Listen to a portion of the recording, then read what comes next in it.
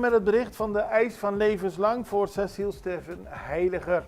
Gisteren heeft de officier van justitie in Sint Maarten een levenslange gevangenisstraf geëist tegen de 53-jarige man.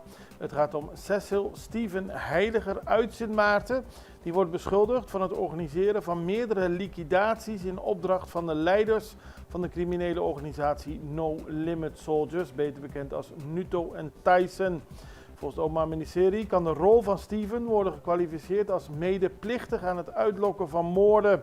Volgens het Openbaar Ministerie heeft hij opdrachten ontvangen, onder meer van Tyson Quant, en heeft hij gezorgd voor het werven van personen om de liquidaties uit te voeren. Hij is wat dat betreft een soort moordmakelaar en wat het Openbaar Ministerie betreft moet hij levenslang de gevangenis in.